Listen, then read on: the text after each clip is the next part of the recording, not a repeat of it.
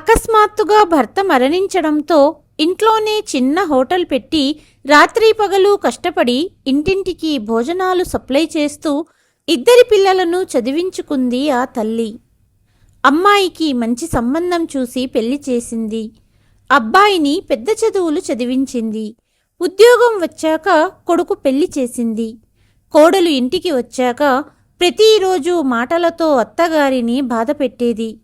తన చెల్లి పెళ్లి కోసం భర్త అత్తగారిని తన పుట్టింటికి తీసుకువెళ్ళింది కోడలు. కానీ ఒక రాత్రి పుట్టింట్లో జరిగిన సంఘటన చూసి కోడలికి వణుకు పుట్టింది. తన అత్తగారి కాళ్లపై పడి తనను క్షమించమని వేడుకునేలా చేసింది. ఇంతకీ పుట్టింట్లో జరిగిన సంఘటన ఏంటి? కథలో తెలుసుకుందాము. అందరికీ నమస్కారం. తెలుగు వాయిస్ ఛానల్కి స్వాగతం. ఈనాటి మన కథ కోడలి పుట్టిల్లు. అమ్మా అమ్మా ఎక్కడున్నావు అంటూ తలుపు తీసి ప్రమోద్ ఇంట్లోకి వస్తూ తల్లి సుమిత్రని పిలిచాడు. అతను హాల్లో అటూ ఇటూ చూసి తరువాత నేరుగా తల్లి గదికి వెళ్ళాడు. వంటగదిలో నిలబడి ఉన్న అతని భార్య నళిని భర్త అత్తగారి గదిలోకి వెళ్లడం చూసింది. ప్రమోద్ బ్యాగులోంచి సామాన్లు తీస్తూ, అమ్మా నీ మందులు తెచ్చాను, ఇదిగో డయాబెటిక్స్ అలాగే నీ మోకాళ్ళ నొప్పులకి మందులు తెచ్చాను అని చెప్పాడు. సుమిత్ర కొడుకు చేతిలోంచి మందులు తీసుకొని ప్రేమగా అతని తల నిమురుతూ, నీలాంటి కొడుకు దేవుడు అందరికీ ఇవ్వాలి, నా గురించి ఎంత శ్రద్ధ తీసుకుంటావు అని చెప్పింది. ప్రమోద్ నవ్వుతూ, అయ్యో అమ్మా, నీలాంటి అమ్మ నాకు దొరకడం కంటే అదృష్టం ఇంకేముంటుంది. నాకు గుర్తుంది, చిన్నప్పుడు జ్వరం వస్తే నువ్వు రాత్రంతా చల్లటి నీళ్ల పట్టీలు వేస్తూ పక్కనే కూర్చునేదానివి. నేను మారం చేస్తే ఇంటి ఎదురు వేప చెట్టుకు కట్టిన ఊయలలో ఊపేదానివి. ఇవన్నీ ఎలా మర్చిపోతాను? ఇప్పుడు నువ్వు నా బాధ్యత అన్నాడు ప్రమోద్. వంటగది తలుపు దగ్గర నిలబడి ఇదంతా చూస్తున్న నళిని, చిన్నప్పటి జ్ఞాపకాలు గుర్తు చేసుకుంటూ మీ అమ్మ దగ్గర కూర్చోవడానికి మీకు టైం ఉంది, కానీ పెళ్ళాంతో మాట్లాడడానికి తీరిక లేదు అనింది. ప్రమోద్ ఉలిక్కిపడి తలుపు వైపు చూశాడు. నళిని కోపంతో నిలబడి ఉంది.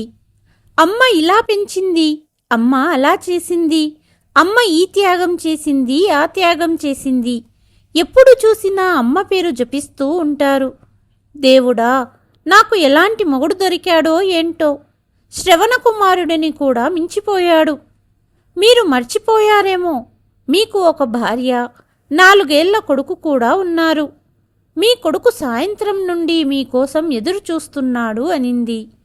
ఇది విన్న ప్రమోద్, ఏం మాట్లాడుతున్నావు నళిని? కాస్త ఆలోచించి మాట్లాడు. ఇన్ని మాటలు చెప్పే బదులు వాడిని నా దగ్గరికి తీసుకురావచ్చు కదా అన్నాడు.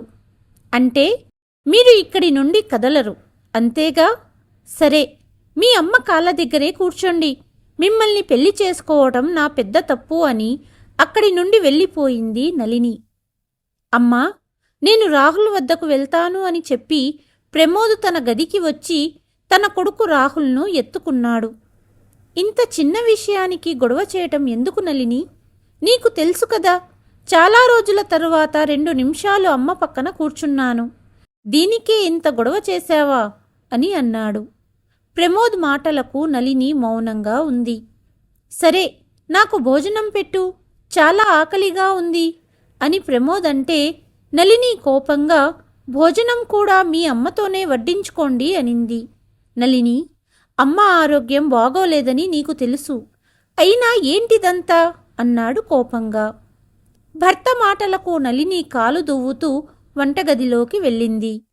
ఇక్కడ తన గదిలో మౌనంగా కూర్చున్న సుమిత్ర గారు కోడలి మాటలు వింటూ భర్తను గుర్తు చేసుకుంటూ గతంలోకి వెళ్ళిపోయింది. కొడుకు ప్రమోద్కి 10 ఏళ్ళు, కూతురు ప్రీతికి 8 ఏళ్ళు ఉన్నప్పుడు భర్త చనిపోయాడు. భర్త అకస్మాత్తుగా చనిపోవడంతో సుమిత్ర ఒంటరిగా మిగిలిపోయింది. జీవితం ఒక్కసారిగా చీకటిగా అనిపించింది. ఒంటరి ఆడది 2 పిల్లల్ని ఎలా చూసుకోగలదు? జీవితాన్ని ఒంటరిగా గడపటం అంత సులువు కాదు అంటూ చుట్టుపక్కల వాళ్ళు అంటుంటే సుమిత్ర గుండె దడదడలాడేది. కానీ ఆమె ఓడిపోలేదు. తన దగ్గర ఉన్న కొన్ని నగలు తాకట్టు పెట్టి చిన్న టిఫిన్ సెంటర్ ప్రారంభించింది. రాత్రింబగళ్ళు కష్టపడి ప్రజల ఇళ్లకు భోజనం అందించేది. పరిస్థితులు ఎలా ఉన్నా పిల్లల చదువు మాత్రం ఎప్పుడూ ఆపలేదు. ఆమె రోజంతా పనిచేసి రాత్రి ప్రమోద్ ప్రీతిలతో కూర్చొని వాళ్ల చదువులో సహాయం చేసేది. కాలం గడిచే కొద్దీ పిల్లలు పెద్దయ్యారు.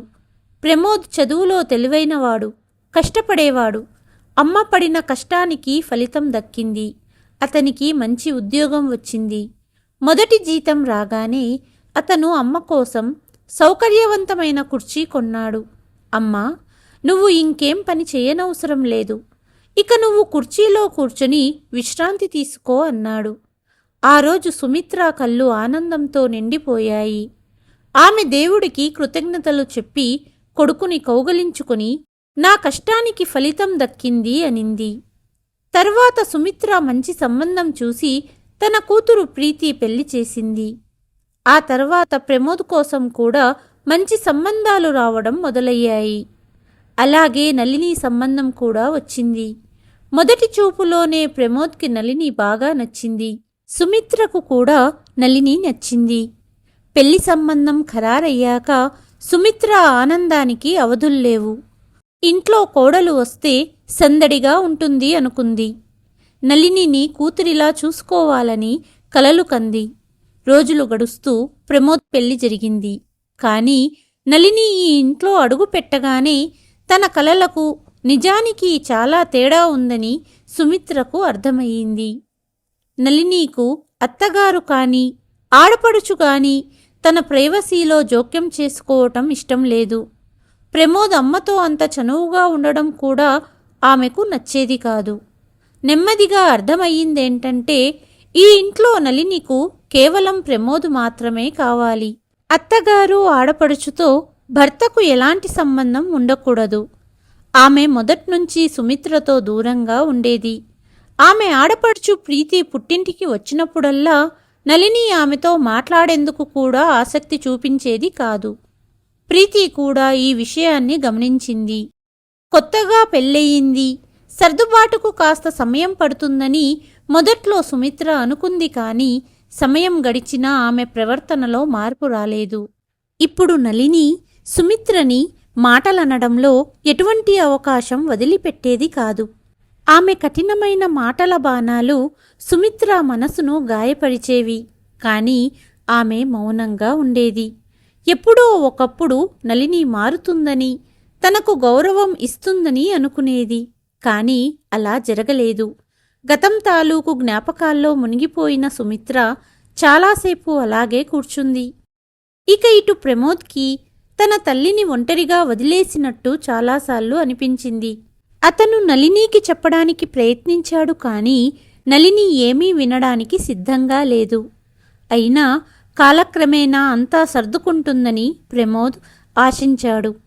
ఈరోజు నళిని చాలా ఉత్సాహంగా ఉంది. కారణం ఆమె చెల్లెలు కావ్య పెళ్లి నిశ్చయమైంది. మరియు నళిని తల్లిదండ్రులు పెళ్లి కార్డు ఇవ్వడానికి ఇంటికి వస్తున్నారు. ఈరోజు ఇంట్లో సందడిగా ఉంది. వంటగది నుండి నెయ్యి మరియు మసాలా దినుసుల సువాసన ఇల్లంతా వ్యాపించింది. షాహీ పనీర్ సువాసన, గులాబ్ జామున్, వెజ్ పలావ్ మరియు వేడివేడి హల్వా సువాసనలు మొత్తం ఇంటి వాతావరణాన్ని పండుగలా మార్చాయి. నళిని చాలా శ్రద్ధగా వంటగదిలో అన్నీ వండుతోంది. ప్రతి విషయాన్ని శ్రద్ధగా చూసుకుంటూ, తయారు చేశాక ఉప్పు సరిపోయిందా లేదా, తీపి ఎక్కువయిందా లేదా అని రుచి చూస్తోంది. నళిని ఇంత కష్టపడి పనిచేయడం చూసి, అరే, ఈరోజు ఏదో ప్రత్యేకత ఉన్నట్టుంది, అందుకే ఇన్ని ఏర్పాట్లు జరుగుతున్నాయా అని సుమిత్ర గదిలో నుండి బయటికి వస్తూ అడిగింది. నళిని ముఖం ఆనందంతో వెలిగిపోతుండడం గమనించింది సుమిత్ర. అవునత్తయ్య, ఈరోజు అమ్మా నాన్న అలాగే నా చెల్లెలు కావ్య పెళ్లి కార్డు తీసుకుని వస్తున్నారు అని చెప్పింది నళిని. నళిని ఆనందంగా ఉండడాన్ని చూసి సుమిత్ర కూడా సంతోషించింది. కాని లోపల ఏదో బాధ కలిగింది. కొద్దిసేపటి తర్వాత నళిని తల్లిదండ్రులు ఇంటికి వచ్చారు. నళిని వాళ్ళని సంతోషంగా లోపలికి ఆహ్వానించి సోఫాలో కూర్చోపెట్టి వాళ్ళ పక్కన కూర్చుంది. అప్పుడే సుమిత్ర గదిలోంచి బయటికి రావటంతో నళిని తల్లి శాంతి సుమిత్రతో మాట్లాడి యోగక్షేమాలు అడిగింది. సుమిత్ర కూడా అందరినీ పలకరించింది. తర్వాత నళిని తన తల్లిదండ్రులకు, చెల్లికి ప్రేమగా భోజనం వడ్డించింది. సుమిత్ర ఈ దృశ్యాన్ని మౌనంగా చూస్తోంది. నళిని ముఖంలో ఉత్సాహం, కళ్ళల్లో మెరుపు, ప్రతి మాటలో మాధుర్యం కనిపించాయి. సుమిత్రకు 2 నెలల క్రితం జరిగిన సంఘటన గుర్తుకు వచ్చింది. వాళ్ళ అల్లుడికి విదేశాలలో ఉద్యోగం రావటంతో అతను వెళ్ళాడు. నెల తర్వాత కూతురు ప్రీతి కూడా విదేశాలకు వెళ్ళవలసి వచ్చింది. వెళ్ళడానికి ముందు వాళ్ళ కూతురు ప్రీతి అందరినీ కలవడానికి ప్రీతి పుట్టింటికి వచ్చింది. ప్రీతి తలుపు దగ్గర కనిపించగానే నళిని ఒక ఫార్మాలిటీగా నవ్వి ఏమాత్రం ఆప్యాయత చూపించకుండా ఫోన్లో మునిగిపోయింది.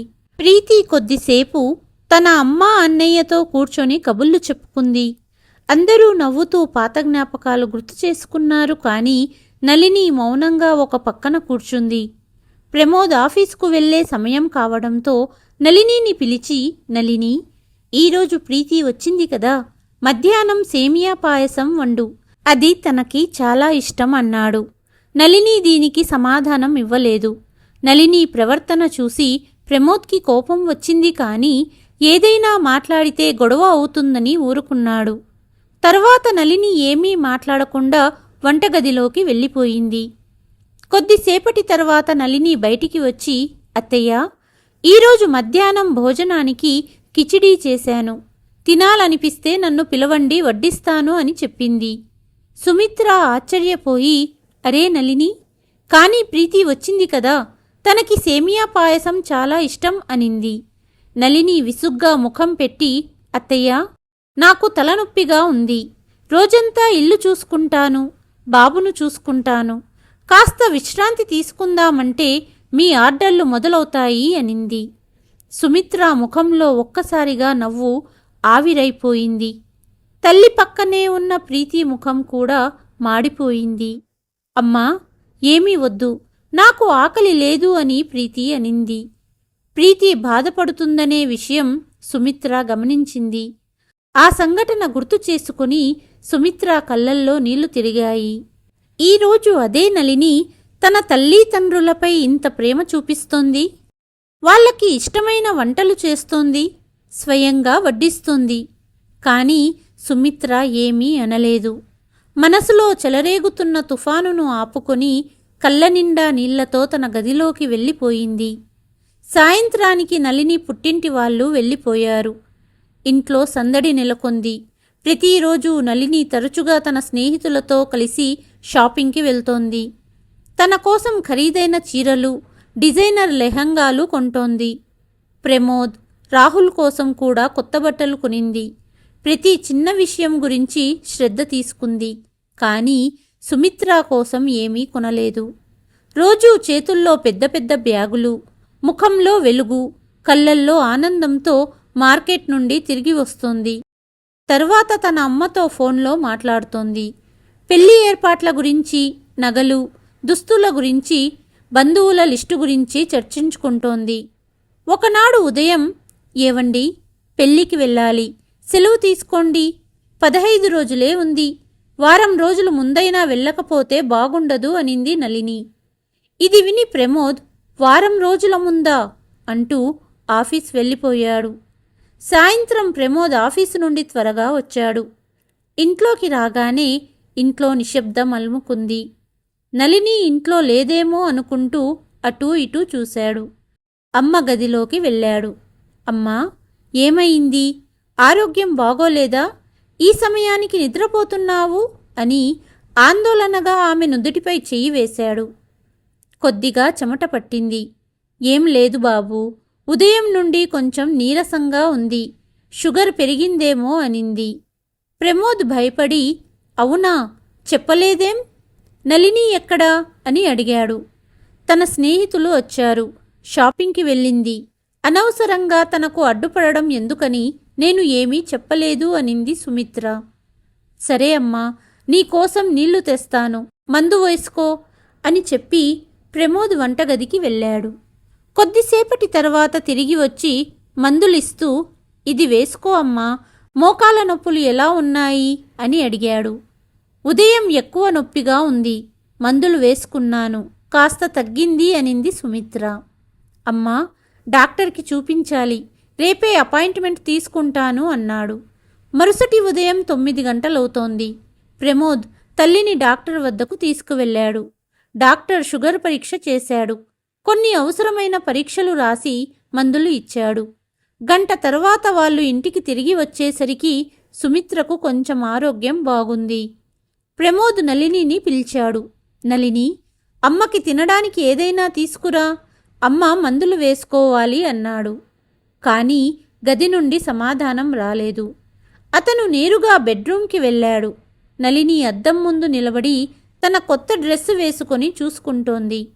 నళిని, అమ్మకి భోజనం తీసుకురమ్మని చెప్పాను కదా అని ప్రమోద్ కాస్త గట్టిగా అడిగాడు. నళిని నిర్లక్ష్యంగా, వస్తాను కానీ ఆఫీసు నుండి సెలవు తీసుకున్నావా లేదా? వచ్చే వారం మనం వెళ్ళాలి అనింది. ప్రమోద్ ఒక్క క్షణం ఆమెని చూసి ఊపిరి పీల్చుకుంటూ, నళిని, మనం 1-2 రోజులు ముందుగా వెళ్దామనుకుంటున్నాను. అమ్మకి ఒంటరిగా ఇబ్బంది కలుగుతుంది అన్నాడు. ఇది విన్న నళిని ప్రమోద్ ఏదో పెద్ద తప్పు చేసినట్టుగా చూసింది. అప్పుడు ప్రమోద్ మాట మారుస్తూ, సరే, నువ్వు ఒక పని చెయ్యి, నువ్వు రాహుల్ని తీసుకొని ముందుగా వెళ్ళు, నేను పెళ్లిరోజు వస్తాను. అమ్మ ఆరోగ్యం బాగోలేదు, ఆమెను చూసుకోవటానికి ఎవరైనా ఇక్కడ ఉండాలి అన్నాడు. నళిని కోపంతో, మీ అమ్మ ఆరోగ్యం కాస్త బాగోలేనంత మాత్రాన నా చెల్లి పెళ్లికి వారం రోజుల ముందు మీరు రాలేరా? ఎవరైనా మీ గురించి అడిగితే నేను ఏమని సమాధానం చెప్పాలి అని అడిగింది. ప్రమోద్ శాంతంగా, నేను పెళ్లిరోజు వస్తాను, అమ్మ ఆరోగ్యం బాగుంటే ఆమెను కూడా తీసుకువస్తాను, కానీ ఇప్పుడు ఆమెను ఒంటరిగా వదలలేను. డాక్టర్ ఆమె విశ్రాంతి తీసుకోవాలని చెప్పారు అన్నాడు. నేను ఆఫీస్ వెళ్ళాలి, అమ్మకు జాగ్రత్త అని ప్రమోద్ తన కారు తాళాలు తీసుకొని ఆఫీస్కు బయలుదేరాడు. నళిని కోపంగా అతన్ని చూస్తూ ఉంది. ఆమె ముఖంలో అసహనం స్పష్టంగా కనిపిస్తోంది. అప్పుడు లోపలి నుండి సుమిత్ర గొంతు వినిపించింది. నళిని, ఒక గ్లాస్ నీళ్ళివ్వు, మందులు వేసుకోవాలి అని అడిగింది. ఇప్పటికే కోపంగా ఉన్న నళిని నీళ్ల గ్లాసుతో గదిలోకి వేగంగా వెళ్ళింది. గ్లాసును సైడు టేబుల్పై గట్టిగా కొట్టడంతో నీళ్లు అత్తగారిపై చిందాయి. వంటగది పక్కనే ఉంది, లేచి ఒక గ్లాస్ నీళ్లు కూడా తెచ్చుకోలేరా అని అంది. సుమిత్ర ఆమె వైపు చూసి, ఈరోజు మోకాళ్ల నొప్పులు చాలా ఎక్కువగా ఉన్నాయి, లేకపోతే నేనే లేచి తెచ్చుకునేదాన్ని అని అనింది. నళిని అక్కడే నిలబడి తన మాటల బాణాలు విసురుతూ, నిజానికి మీరు ఈ నాటకం ఎందుకు ఆడుతున్నారో నాకు తెలుసు. నేను ప్రమోద్తో కలిసి పుట్టింటికి వెళ్ళకూడదని కదా? నాకు అన్నీ తెలుసు, లేకపోతే కొన్ని రోజుల క్రితం వరకు మీరు బాగానే ఉన్నారు కదా అనింది నళిని. సుమిత్ర గుండె ఒక్కసారిగా ఆగిపోయినంత పనయింది. ఏమిటిది, నువ్వు ఇలా మాట్లాడుతున్నావు నళిని అని అడిగింది సుమిత్ర. అవును, నిజమే మాట్లాడుతున్నాను. నేను ఇక్కడే ఉండి రోజంతా మీ సేవలు చేస్తూ ఉండాలని మీరు కోరుకుంటున్నారు కదా అనింది నళిని. లేదు కోడలా, అలా ఏం లేదు. నా ఆరోగ్యం నిజంగా బాగోలేదు. నువ్వు ప్రమోద్తో కలిసి పెళ్లికి హాయిగా వెళ్ళు. నేను ఈరోజు ప్రమోద్తో మాట్లాడతాను అనింది సుమిత్ర. వావ్, ఎంత బాగా నాటకం ఆడుతున్నారు. నా ప్లాన్ మొత్తం చెడగొట్టి ఇప్పుడు మీ తప్పేమీ లేనట్టు చూపిస్తున్నారు అని అనింది నళిని. కోడలు మాటలు విని సుమిత్ర ఆశ్చర్యంగా ఆమె వైపు చూసింది. కానీ నళిని బయటికి వెళ్ళిపోయింది. సుమిత్ర మందులు వేసుకొని నీళ్ల గ్లాసు అందుకొని నెమ్మదిగా గుటకలు మింగింది. సాయంత్రం ఆఫీసు నుండి ప్రమోద్ రాగానే అమ్మ దగ్గరికి వచ్చాడు. అమ్మా, ఆరోగ్యం ఎలా ఉంది అని ఎప్పటిలాగే అడిగాడు. సుమిత్ర కొద్దిగా నవ్వి, ఇప్పుడు బాగానే ఉంది, కాస్త నీరసంగా ఉంది. ఈ వయసులో ఇవన్నీ సహజమే అనింది. సరే కాని నీతో ఒక విషయం చెప్పాలి అనింది. చెప్పమ్మా అని ప్రమోద్ అడిగాడు.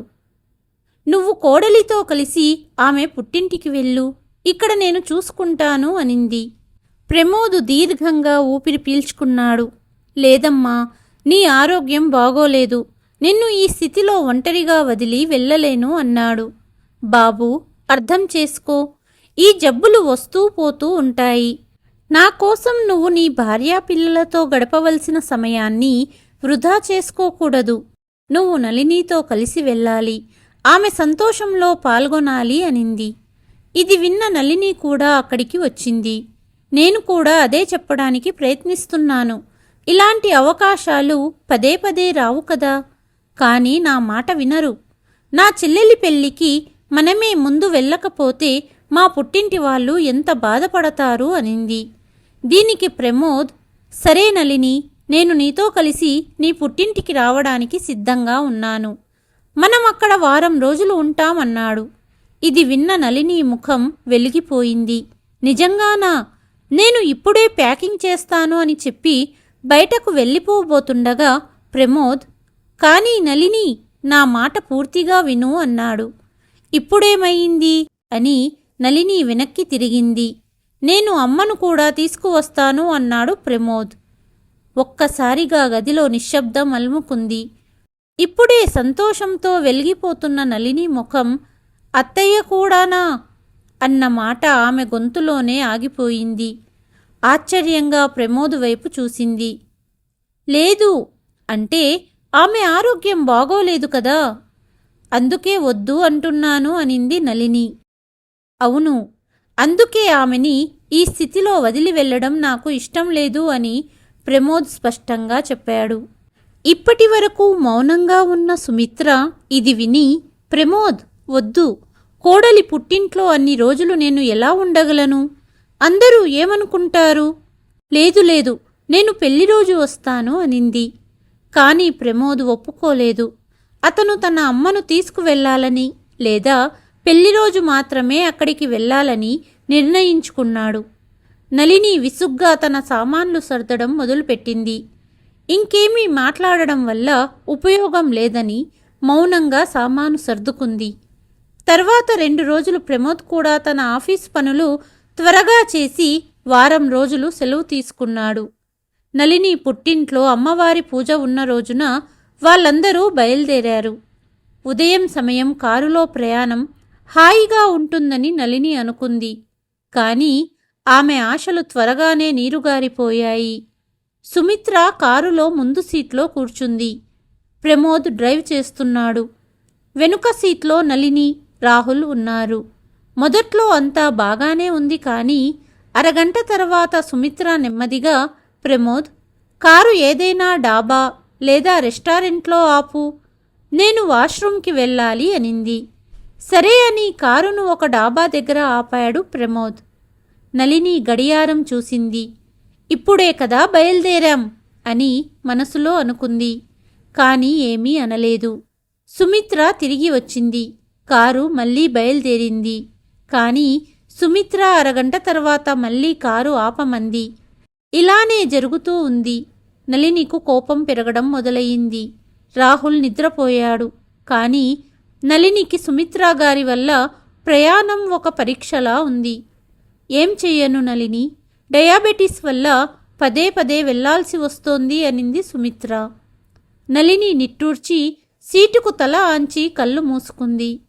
దారిలో ట్రాఫిక్ జామ్ రావటంతో ఆమెకు చిరాకు ఎక్కువయింది. చూశారా, అలా పదే పదే ఆపకపోతే ఈ ట్రాఫిక్లో చిక్కుకునేవాళ్ళం కాదు. అమ్మవారి పూజా కార్యక్రమం మొత్తం మిస్ అవుతున్నాము అనింది నళిని. నళిని, ఎందుకు కోప్పడుతున్నావు? అమ్మ కావాలని ఆపట్లేదు కదా అన్నాడు ప్రమోద్. చివరికి వాళ్ళు నళిని పుట్టింటికి చేరుకున్నారు. కానీ అప్పటికే అమ్మవారి పూజా కార్యక్రమం సగమైపోయింది. నళిని తల్లిదండ్రులు, తోబుట్టువులు, వియ్యంకుల వారిని ఆహ్వానించారు. కానీ నళిని ముఖంలోని నిరాశ దాచలేకపోయింది. ప్రమోద్ సామాన్లు దించి లోపల పెడుతుంటే నళిని తల్లి శాంతిగారు నవ్వుతూ సుమిత్రా గారితో, వదినా, ఉదయమే బయలుదేరారుగా, లేట్ అయ్యిందెందుకు అని అడిగింది. సుమిత్రా గారు ఏదో చెప్పబోతుంటే నళిని అందుకొని, ఏం చెప్పనమ్మా, ప్రతి అరగంటకి బండి ఆపుతున్నారు, వాష్రూమ్కి వెళ్ళాలంట, వాళ్ళ వల్లే లేట్ అయ్యింది అనింది. ఈ మాటలు నళిని తన పుట్టింటి వాళ్ళందరి ముందు చెప్పింది. సుమిత్రా గారు వివరణ ఇస్తూ, డయాబెటీస్ సమస్య కదా అన్నారు. కూతురి ప్రవర్తన చూసి శాంతిగారు ఇబ్బందిగా ఫీలయ్యారు. పర్వాలేదు వదినగారు, మీరు కూర్చోండి అన్నారు. మరుసటి రోజు ఇంట్లో సందడి నెలకొంది. కొందరు వంటగదిలో టిఫిన్ తయారు చేస్తుంటే మరికొందరు పెళ్లి పనుల్లో బిజీగా ఉన్నారు. ఇంతలో నళిని వదిన చుట్టూ చూసి, ప్రమోద్ అన్నయ్య ఉదయం నుండి కనిపించడం లేదే అని అడిగింది. అప్పటికే కోపంగా ఉన్న నళిని, ఇంకెక్కడుంటారు, వాళ్ళ అమ్మ పక్కనే కూర్చొని కాళ్ళు ఒత్తుతూ ఉంటారు, తనకి అమ్మ తప్ప నా గురించి ఏమీ పట్టదు వదినా అనింది. అత్తయ్య కూడా ఎప్పుడూ మోకాళ్ళ నొప్పులని సాకుగా చూపిస్తూ కూర్చుంటారు అనింది. ఆమె మాటలు విన్న ఆమె వదిన నవ్వుతూ, అలా ఏమీ కాదు నళిని, అలా అయితే వారం రోజులు సెలవు పెట్టి పని మానేసి నీతో ఎందుకు వస్తారు అనింది నళిని వదిన స్నేహ. నళిని మౌనంగా ఉంది, కానీ ఆమె ముఖంలో కోపం అలాగే ఉంది. ఇంతలో నళిని అన్నయ్య ఏదో పనిమీద బయటికి వెళ్తూ ప్రమోద్ని, బావగారు మార్కెట్ వరకు వస్తారా, కలిసి వెళ్తే బాగుంటుంది అని అడిగాడు. ప్రమోద్ అతనితో కలిసి వెళ్ళాడు. సుమిత్రా గారు నెమ్మదిగా బయటికి వచ్చి వరండాలో కుర్చీలో కూర్చున్నారు. నిన్నటి ప్రయాణపు అలసట వారి ముఖంలో స్పష్టంగా కనిపిస్తోంది. కానీ అందరి సంతోషంలో పాల్పంచుకుంటున్నారు. ఆరోగ్యం బాగోలేకపోయినా తన వల్ల ఎవరికీ ఇబ్బంది కలగకూడదని ప్రయత్నిస్తున్నారు. అప్పుడు నళిని కజిన్ ఒకరు వారిని చూసి, అత్తయ్య, మీ ఆరోగ్యం బాగుందా అని అడిగింది. సుమిత్రా గారు చిరునవ్వుతో, పర్వాలేదమ్మా, రోగాలు వస్తూ పోతూ ఉంటాయి, దేవుడి దయ వల్ల బాగానే ఉన్నాను అన్నారు. వారు ఇంకా మాట్లాడుతుండగానే నళిని అవహేళనగా, ఈ వయసులో ఇంటి పనులు చెయ్యలేరు కానీ పెళ్లికి మాత్రం రావడానికి సిద్ధమయ్యారు అనింది. నళిని మాటలకు అక్కడున్న ఆమె కజిన్స్ కొందరు నవ్వారు. నళిని ఇంకా మాట్లాడుతూ, నిజంగా అత్తయ్య ప్రయాణం చేయడం చాలా కష్టమైపోయింది. దారిలో ప్రతిసారి వాష్రూమ్ కోసం వెతుకుతూనే ఉన్నాము. ప్రతి అరగంటకి బండి ఆపమని చెప్తారు. ప్రయాణం చెయ్యలేనప్పుడు ఇంట్లోనే ఉండాల్సింది కదా అనింది. నళిని చుట్టూ ఉన్నవాళ్ళు, అక్కడున్న వాళ్ళందరూ మళ్ళీ నవ్వారు. కానీ సుమిత్రా గారు మౌనంగా ఉన్నారు. సుమిత్రా గారు లోపల సిగ్గుతో కుంగిపోతున్నారు. రోజులు అలానే గడిచిపోతున్నాయి. కానీ నళిని ప్రవర్తనలో ఎలాంటి మార్పు రాలేదు. ఆమెకి ఇంకా తన అత్తగారి వల్ల తన ఆనందానికి భంగం కలిగిందని అనిపిస్తోంది. ఆమె అత్తగారు ఇక్కడ లేకపోతే ఆమె మరింత సరదాగా గడిపేది అనుకుంది. అందుకే ప్రతిరోజు ఏదో ఒక సాకుతో తన అత్తగారిని వెక్కిరించడం, గుచ్చుకునే మాటలు అనడం మానలేదు. కొన్నిసార్లు అందరి ముందు అత్తగారి నూలు చీరను ఎగతాళి చేసేది. మరికొన్నిసార్లు ఆమె అనారోగ్యాన్ని గురించి మాట్లాడేది. నళిని తన చెల్లెలు కావ్యతో కలిసి మార్కెట్కి వెళ్ళినప్పుడు ఆమె తల్లి శాంతి గారు కొంచెం సమయం తీసుకొని తన వియ్యపురాలు సుమిత్రా గారి పక్కన కూర్చునేవారు. ఈరోజు కూడా అదే జరిగింది. వదిన గారు, మీకు ఇక్కడ బాగానే ఉంది కదా అని శాంతి అడిగారు. సుమిత్ర చిరునవ్వుతో, అవును వదినా, అంతా బాగానే ఉంది అన్నారు. ఆమె కళ్ళు ఆమె మానసిక స్థితిని తెలియజేస్తున్నాయి. కానీ నోటితో మాత్రం ఏమీ చెప్పలేదు. చివరికి పెళ్లిరోజు కూడా వచ్చేసింది. ఇంట్లో సందడి నెలకొంది. ఊరేగింపు వచ్చింది. ఆచారాలు జరిగాయి. ఆ తర్వాత వధువును సాగనంపే సమయం వచ్చింది. అందరి కళ్ళు చెమ్మగిల్లాయి. శాంతిగారు, ఆమె భర్త తమ కూతురిని కౌగలించుకొని సాగనంపారు. ఇప్పుడు పెళ్లి అలసట అందరినీ ఆవహించింది. నళిని, ప్రమోద్ ఒకరోజు విశ్రాంతి తీసుకొని మరుసటి రోజు ఇంటికి తిరిగి వెళ్ళాలని అనుకున్నారు. రాత్రి అయ్యింది. అందరూ తమ గదుల్లోకి నిద్రించడానికి వెళ్ళారు. మరుసటి రోజు అందరూ నిద్రలేచేసరికి ఇంట్లో ఒక్కసారిగా పెద్ద కేక వినిపించింది. ఆ అరుపు వినగానే ఇల్లంతా ఉలిక్కిపడింది. అందరూ ఆశ్చర్యపోయి శబ్దం వచ్చిన దిక్కుగా పరిగెత్తారు. ఆ అరుపు శాంతిగారిదే. అందరూ కంగారుగా పరిగెత్తారు.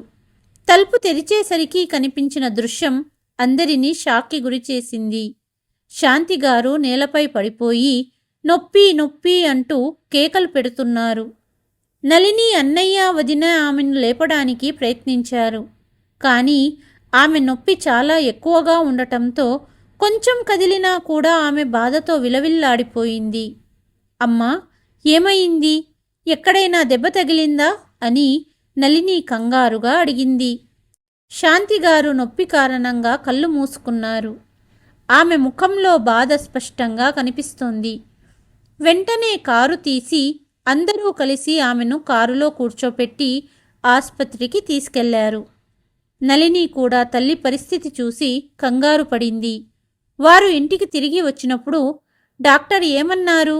అంతా బాగానే ఉంది కదా అన్నయ్య అని అడిగింది నళిని. అమ్మ పడడం వల్ల వెన్నెముక్కకు దెబ్బ తగిలింది. దానివల్ల చాలా నొప్పి వస్తోంది. కానీ డాక్టర్ ఏమీ పర్వాలేదు, విశ్రాంతి అవసరమని చెప్పారు అన్నాడు తన అన్నయ్య. ఈ మాట వినగానే నళిని ఊపిరి పీల్చుకుంది. పెద్ద దెబ్బ తగల్లేదు అనుకుంది. ఇంటికి రాగానే శాంతిగారిని మంచం మీద పడుకోబెట్టారు. ఇప్పుడు నళిని అయోమయంలో ఉంది. ప్రమోద్ సెలవులు అయిపోయాయి. అతను తిరిగి వెళ్ళాలి. కానీ నళినికి తన తల్లిని ఈ పరిస్థితిలో వదిలి వెళ్ళడానికి మనసు ఒప్పడం లేదు.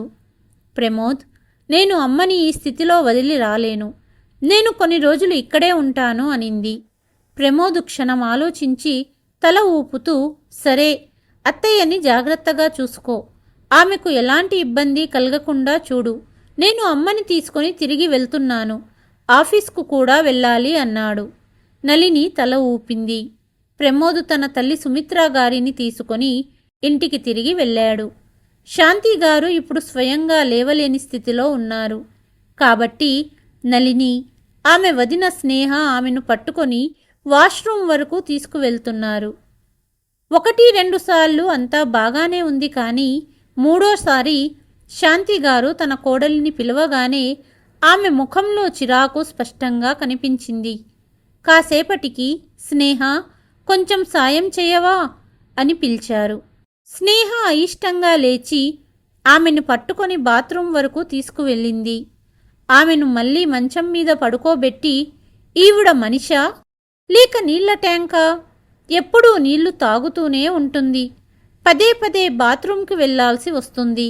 ఈసారికి నేను సాయం చేశాను, కానీ మళ్ళీ నా వల్ల కాదు అని గొనుగుతూ వెళ్ళిపోయింది. తల్లి గది వద్ద నిలబడిన నళిని తన వదిన మాటలు విని షాకయ్యింది. తన చెవులను తను నమ్మలేకపోయింది. వదినా, మీరేం మాట్లాడుతున్నారు? అమ్మ అంత బాధలో ఉంది, మీరు ఇలా మాట్లాడుతున్నారేంటి అని అడిగింది. దానికి స్నేహ కోపంగా, ఎవరికి తెలుసు బాధలో ఉందో లేక పని చేయకుండా తప్పించుకోవటానికి సాకులు వెతుకుతుందో? ఇదంతా నాటకంలా ఉంది అని అక్కడి నుండి వెళ్ళిపోయింది స్నేహ. ఆ మాటలు విన్న నళిని క్షణంసేపు అలాగే ఉండిపోయింది. ఆదర్శ కోడలుగా పేరున్న తన వదిన స్నేహ తన తల్లి గురించి అలా మాట్లాడుతుందని ఆమె ఎప్పుడూ ఊహించలేదు. ఆమె తన తల్లి ముఖం వైపు చూసింది. స్నేహ మాటలు విన్న శాంతిగారి కళ్ళల్లో కన్నీరు, బాధ స్పష్టంగా కనిపిస్తోంది నళినికి. గత కొన్ని రోజుల సంఘటనలు ఆమె మనసులో మెదలసాగాయి. తన అత్తగారు సుమిత్రా గారితో తను ప్రవర్తించిన తీరు, ఆమె మోకాళ్ల నొప్పి, ప్రయాణంలో పదే పదే బాత్రూంకి వెళ్లాల్సిన అవసరం, తను ఆమెను వెక్కరించడం, అందరి ముందు జోక్ చేయటం, భగవంతుడు తన కర్మలకు శిక్ష విధిస్తున్నాడేమో అని నళిని భయపడింది. ఆమెకు ఇదంతా ఆలోచించి లోపల ఊపిరాడనట్లు అనిపించింది. సాయంత్రం అవుతోంది. ఆమె వదిన వంటగది వైపు వెళ్తుంటే శాంతిగారు నెమ్మదిగా, స్నేహ, ఈరోజు రాత్రి భోజనానికి చికెన్ కూర చెయ్యవా? నళినికి చాలా ఇష్టమని అడిగారు. కానీ ఆమె వదిన సమాధానం చెప్పకుండా వంటగదిలోకి వెళ్ళిపోయింది. శాంతిగారు ఆమె వినలేదేమో అనుకున్నారు. కానీ కాసేపటి తర్వాత ఆమె బయటికి వచ్చినప్పుడు ఆమె ముఖంలో ఎలాంటి భావాలు లేవు. అన్నం, ముద్దపప్పు వండాను. ఎప్పుడు తినాలంటే అప్పుడు పిలవండి, వడ్డిస్తాను అని చెప్పింది. అది వినగానే నళిని గుండెల్లో ఏదో గుచ్చుకున్నట్లు అయ్యింది. ముద్దపప్పా? కానీ అమ్మ నిన్ను చికెన్ కూర చెయ్యమని చెప్పింది కదా వదినా అని నళిని అడిగింది. దానికి ఆమె వదిన విసుగ్గా, మీ అమ్మకి కూర్చొని ఆర్డర్లు ఇవ్వడం తప్ప ఇంకేం తెలీదు. నేను రోజంతా ఇంటి పని చెయ్యాలా? మీ అమ్మకు సేవలు చెయ్యాలా? లేదా పాపను చూసుకోవాలా? అయినా పెళ్ళిళ్ళో చికెన్ కూర తిన్నావు కదా, మళ్ళీ ఇప్పుడు తినాలని ఉందా? నేను కాసేపు విశ్రాంతి తీసుకోవాలి అని కోపంగా అక్కడి నుండి వెళ్ళిపోయింది స్నేహ. నళిని చేతిలో ఉన్న నీళ్ల గ్లాసు జారిపోయేంత పని అయ్యింది. ఆమె మౌనంగా నిలబడిపోయింది. ఆడపడుచు ఇంటికి వచ్చినప్పుడు తను కిచిడీ చేసి పెట్టి 2 మాటలు కూడా వినిపించిన దృశ్యం ఆమె మనసులో మెదిలింది. ఈరోజు అదే మాటలు ఆమెకు ఆమె తల్లికి వినపడగానే మనం చెప్పిన మాటల్ని ఎవరైనా తిరస్కరిస్తే ఎలా ఉంటుందో ఆమెకు అర్థమైంది. రాత్రవుతుంది, కానీ నళిని మనసులో అలజడి రేగుతోంది. రోజంతా జరిగిన సంఘటనలు ఆమెను కలవరపెడుతున్నాయి. తన తల్లి బాధను ఆమె చూడలేకపోతోంది. ఇక చాలు, వదిన ప్రవర్తనని నేను భరించలేను. అన్నయ్య వస్తే నేను వదిన గురించి చెబుతాను అని ఆమె మనసులో అనుకుంది. కాసేపటి తర్వాత ఆమె అన్నయ్య ఇంటికి రాగానే నళిని వెంటనే అతని దగ్గరికి వెళ్ళింది. అన్నయ్య, వదిన ఈరోజు ఏం చేసిందో తెలుసా అని కోపంగా చెప్పబోయింది. అమ్మని బాత్రూంకి తీసుకెళ్లడానికి నిరాకరించింది. అమ్మ సాకులు చెప్తోందని, అమ్మ నీళ్ల ట్యాంకులా ఎప్పుడూ బాత్రూంకి వెళ్తుందని కూడా అనింది అని చెప్పింది నళిని. అది వినగానే తన అన్నయ్యకి కోపం వస్తుందని, అతను తన భార్య 2 చెంపలు వాయించి బుద్ధి చెబుతాడనుకుంది నళిని. కానీ అతని ముఖంలో పెద్దగా భావాలు కనిపించలేదు. పైగా చెల్లగా, నీ వదిన చెప్పిన దాంట్లో తప్పేముంది అన్నాడు. నళిని ఆశ్చర్యపోయింది. అన్నయ్య, నువ్వు కూడానా? నువ్వే ఇలా మాట్లాడుతున్నావా అని అడిగింది. దానికి ఆమె అన్నయ్య నిట్టూర్చి, నళిని, అమ్మ మంచం మీద పడుకుంది. నీ వదిన ఇంట్లో పనులన్నీ చేస్తోంది. పాపని కూడా చూసుకుంటోంది. అమ్మని కూడా చూసుకుంటోంది. ఇదంతా చేయడం సులభమా? ఏదో ఒక మాట అంటే ఎందుకు ఇంత గొడవ చేస్తున్నావు అన్నాడు. కానీ అన్నయ్య, నువ్వు అమ్మ గురించి ఇలా మాట్లాడుతున్నావా? నిన్ను పుట్టించి పెంచిన వాళ్ళని చూసుకోవటం నీ బాధ్యత. వాళ్ళ బాధని నువ్వు అర్థం చేసుకోకపోతే ఇంకెవరు అర్థం చేసుకుంటారు అని నళిని గట్టిగా అరుస్తూ అనింది.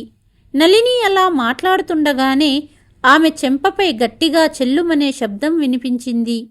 ఆమె అలాగే నిలబడిపోయింది. కానీ కొట్టినది ఎవరో చూసినప్పుడు ఆమె ఆశ్చర్యానికి అవధులు లేకుండా పోయాయి. ఎదురుగా ఆమె తల్లి శాంతిగారు నిలబడి ఉన్నారు. అమ్మా, నువ్వు నన్ను కొట్టావా? ఎందుకు? నువ్వు బాగానే నిలబడి ఉన్నావు కదా, ఇదంతా ఏమిటి అని నళిని ప్రశ్నల వర్షం కురిపించింది. ఇదంతా నాటకం. నీకు గుణపాఠం నేర్పించడానికి, నీ నిజస్వరూపాన్ని నీకు చూపించడానికి నీ అన్నయ్య వదిన సహాయంతో నేను ఆడిన ఒక ఆలోచనాత్మక నాటకం అనింది శాంతి. అది వినగానే నళినికి వణుకు పుట్టింది.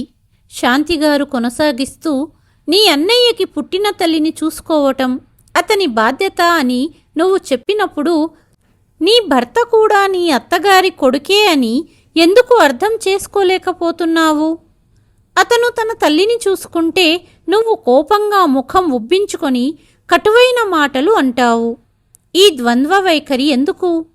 అంతేకాదు, నీ అత్తగారి దుస్తులను, ఆమె అనారోగ్యాన్ని కూడా అందరి ముందు ఎగతాళి చేశావు. నేను చెప్పినా వినకుండా ఎన్నిసార్లు నీ అత్తగారిపై అరిచావో లెక్కలేదు. కానీ అలాంటి పరిస్థితులే నీకు నీ తల్లికి వచ్చినప్పుడు నీకు నాపై జాలి కలిగింది. నా బాధ నీకు అర్థమయ్యింది. నువ్వు నీ అత్తగారిని అందరి ముందు ఎగతాళి చేసినప్పుడు నీకు బుద్ధి చెప్పాలని నా మనసులో అనిపించింది. కానీ అందరి ముందు నిన్ను అవమానించడం నాకు ఇష్టం లేదు. కానీ నా మనసులో మాత్రం నీకు పాఠం నేర్పించాలనే అనుకున్నాను. నువ్వు మాటలతో మారవని నాకు తెలుసు. అందుకే ఈ నాటకం వేశాము. నీకు సిగ్గుండాలి. మా పరువు తీశావు. మేము నీకు ఇలాంటి సంస్కారం నేర్పించలేదు. ఒకవైపు నువ్వు నీ అత్తగారి కుటుంబాన్ని ఎప్పుడూ సొంత వాళ్ళుగా చూడలేదు. మరోవైపు నీ అత్తగారు నీ చెడ్డ ప్రవర్తన గురించి ఎప్పుడూ మాకు ఫిర్యాదు చేయలేదు. ఒక విషయం ఎప్పుడూ గుర్తించుకో, నీ గౌరవం నీ అత్తగారి కుటుంబంతో ముడిపడి ఉంది. వాళ్ళని అవమానించడం అంటే నిన్ను నువ్వు అవమానించుకోవడమే అనింది శాంతి. నళిని తల వంచుకొని నిలబడి ఉంది. తల్లి చెప్పిన ఒక్కో మాట ఆమె మనసును గాయం చేస్తోంది. అకస్మాత్తుగా ఆమె కళ్ళు చెమ్మగిల్లాయి. నళిని గొంతు నుండి మాట కూడా రాలేదు. ఆమె కళ్ళల్లో నీళ్లు తిరుగుతున్నాయి. కానీ ఆ నీళ్లు బాధ వల్ల వచ్చినవి మాత్రమే కాదు, ఆమె చేసిన తప్పుకు పశ్చాత్తాపం వల్ల వచ్చాయి. అమ్మా, నేను చాలా చెడ్డదాన్ని అని వణుకుతున్న గొంతుతో అంది. నేను అత్తయ్యకి చాలా అన్యాయం చేశాను అని ఏడుస్తూ మోకాళ్లపై కూర్చుండిపోయింది. శాంతిగారు నిట్టూర్చి, పశ్చాత్తాపం చెందడం వల్లనే మనిషి గొప్పవాడవుతాడు, కానీ నిజమైన పశ్చాత్తాపం కేవలం కన్నీళ్లు కార్చడం వల్ల కాదు, నీ కర్మల ద్వారా చూపించాలి అన్నారు. మరుసటి రోజు నళిని తన అన్నయ్యతో కలిసి తన ఇంటికి తిరిగి వచ్చింది. తలుపు తెరుచుకుని లోపలికి అడుగు పెట్టగానే సుమిత్రాగారు ఎదురుగా కూర్చుని కనిపించారు. ఆమె ముఖంలో అదే ప్రశాంతమైన చిరునవ్వు ఉంది, కానీ ఆమె కళ్ళల్లో చెప్పలేని బాధ ఉంది. నళిని, మీ అమ్మగారు ఇప్పుడు ఎలా ఉన్నారు? బాగానే ఉన్నారు కదా అని అడిగారు. కానీ నళినికి ఏం చెప్పాలో అర్థం కాలేదు. ఒక్క క్షణం కూడా ఆలస్యం చెయ్యకుండా ఆమె పరిగెత్తుకుంటూ వెళ్ళి అత్తగారి కాళ్లపై పడిపోయింది. అత్తయ్య, నన్ను క్షమించండి, నేను చాలా పెద్ద తప్పు చేశాను అని అంది. సుమిత్రాగారు కంగారు పడి నళినిని లేపడానికి ప్రయత్నించారు. కానీ ఆమె అలాగే ఆమె కాళ్లపై పడి ఉంది. లేదత్తయ్య, ఈరోజు నన్ను ఆపవద్దు. బహుశా నేను ఈ ప్రపంచంలోనే అత్యంత స్వార్థపూరితమైన కోడలిని. నాకు గౌరవం ఇచ్చిన ఇంటి వేళ్లలోనే విషం కలిపాను. మీ ప్రేమను నేను అర్థం చేసుకోలేకపోయాను అనింది. ప్రమోద్ కూడా ఆశ్చర్యంగా నిలబడి ఇదంతా చూస్తున్నాడు. అతనికి ఈ క్షణం నమ్మశక్యం కాలేదు. సుమిత్రాగారు కన్నీళ్లతో నళిని తలపై చెయ్యి వేసి, పిల్లలు తెలియక తప్పులు చేస్తారు, కానీ తల్లి తన పిల్లలపై ఎంతకాలం కోపంగా ఉండగలదు? నువ్వు ఎప్పుడు నన్ను నీ తల్లిగా మనస్ఫూర్తిగా భావిస్తావో అని నేను ఎప్పటినుంచో ఎదురు చూస్తున్నాను అన్నారు. వెంటనే ఆమె కళ్ళల్లో కూడా కన్నీళ్లు వచ్చాయి. ఆమె వెంటనే నళినిని కౌగలించుకుంది. ఆ రాత్రి ప్రమోద్ రోజులాగే తన తల్లి మోకాళ్లకు మర్దనా చేయటానికి నూనె సీసా తీస్తుంటే నళిని అతని చేతిలో నుండి నూనె సీసా తీసుకుంది. ఏవండి, అత్తయ్యగారు మీ తల్లి మాత్రమే కాదు, ఇకపై నేను ఆమె సేవ చేస్తాను అనింది. ప్రమోద్ ఆశ్చర్యపోయాడు. సుమిత్రాగారి కళ్ళు చెమ్మగిల్లాయి. కానీ ఈసారి అవి బాధతో వచ్చిన కన్నీళ్లు కాదు, సంతోషంతో వచ్చిన కన్నీళ్లు. ఇప్పుడు నళిని ఆమె కోడలు కాదు, కుమార్తె. ఆలస్యంగానైనా బంధాల విలువను అర్థం చేసుకుంది. నళిని తల్లి శాంతిగారు చేసింది సరైనదేనా అని మీకు అనిపిస్తుందా? మీ అభిప్రాయాన్ని కామెంట్ బాక్స్లో తప్పకుండా రాయండి. ఈ కథ మీ హృదయాన్ని తాకితే, బంధాల నిజమైన అర్థం మీకు అర్థమైతే తప్పకుండా షేర్ చేయండి. మీ ఒక్క షేర్తో ఎవరి ఆలోచనలైనా మారవచ్చు. ఇంకెవరైనా నళిని లాంటి వాళ్ళు తమ తప్పును సరిదిద్దుకోవచ్చు. కథను చివరి వరకు విన్నందుకు ధన్యవాదాలు.